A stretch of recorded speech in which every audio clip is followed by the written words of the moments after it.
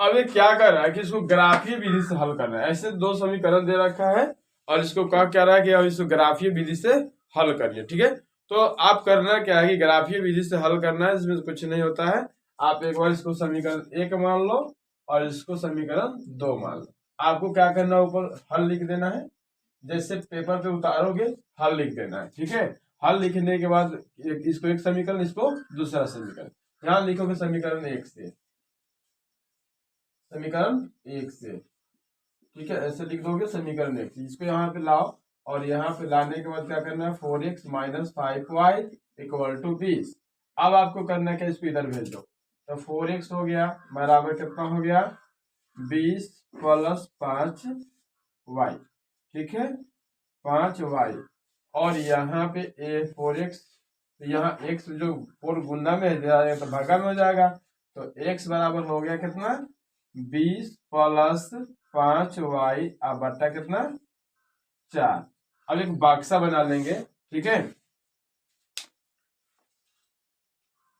तो यहाँ देखेंगे, तो यहाँ एक बक्सा बनाते हैं, यहाँ पे एक बक्सा हमारा बन गया, लीजिए, और इस बक्से में मान रखना है, यह x हो गया, यहाँ पे y रखेंगे। अब y का मान यहाँ रखना है, x का मान हमें फाइंड करना है। तो हम मान लीजिए पहला बार जब रख रहे तो x का मान कथी रख दिए, 0 रख दिए। ठीक है, तो 0 जब रख दिए तो क्या हो जाएगा, ये हमारा 20 हो जाएगा, तो 5 चौके 20, यानी कि यहाँ आ गया 5। ठीक है, तो यहाँ पे हमारा आ गया 5। अब हम यहाँ पे मान फिर रखेंगे, देखिए कितना रखते हैं, तो यहाँ देखेंगे।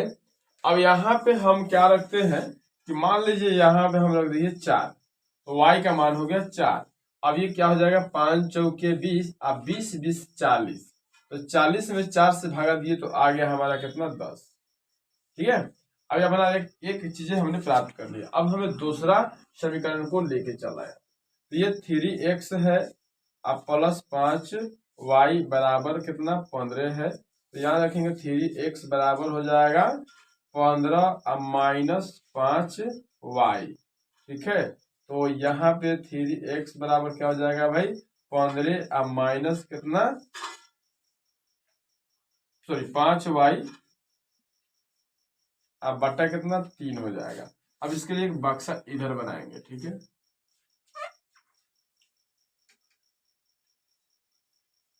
एक बक्सा इधर बन गया मेरा।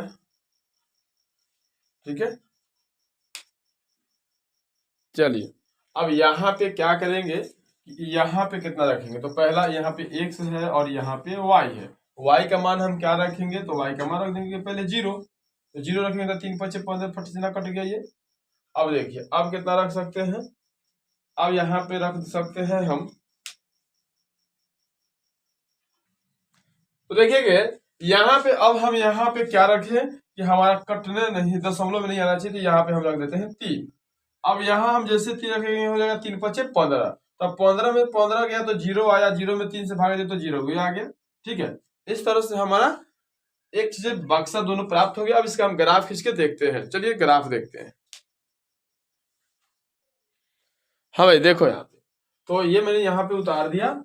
अब इसको करना क्या है कि एक ग्राफ डाटा लेते हैं और इसको ग्राफ खींचना शुरू करते हैं। ठीक है, ओके, यहाँ देखेंगे।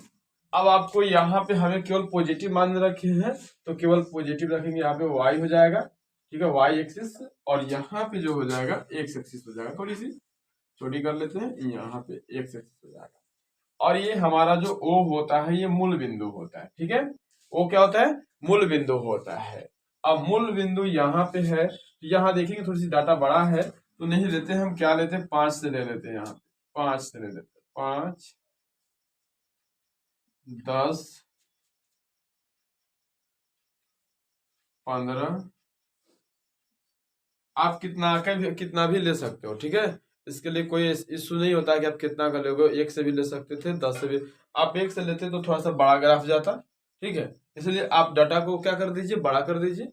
यहाँ पे इसको हम छोटा बड़ा कर दिए। ठीक है, और यहाँ पे भी हम 5, ठीक है 5, आपको इसको 10 कर देना चाहिए, 10, और यहाँ पे कितना 15, और यहाँ पे कितना 20, ऐसे कर लो। डाटा बड़ा कर लो, उससे कोई फर्क नहीं पड़ता है आप कितना ले रहे हो मान, उससे कोई फर्क नहीं पड़ता, आपको डाटा बड़ा कर देना बस हो जाएगा। ठीक है, और इधर नहीं ले सकते क्योंकि इधर नहीं ले रहे हैं, इधर क्योंकि हमारा माइनस में कोई टर्म है नहीं, तो लेने का कोई फायदा नहीं है।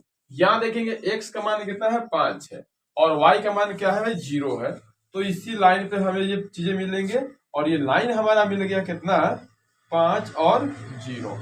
ओके, अब हमारा x का मान 10 है और y का मान कितना है भाई 4 है, तो x का मान यहाँ हमारा 10 और y का मान यहाँ 5 है, तो ये हो जाएगा हमारा यहाँ पे ये लाइन हमारा हो जाएगा 4, तो यहाँ से हमारा चौथा टर्म मिलता है। ठीक है, चौथा टर्म यहाँ पे मिल सकता था, वजह यही है, ये मिला हमें 4। अब चलिए भाई थोड़ी सी एक सेकेंड थोड़ी सी इधर करते हैं इसको, हाँ भाई मिल गया। अब ये हमारा हो गया 10,4।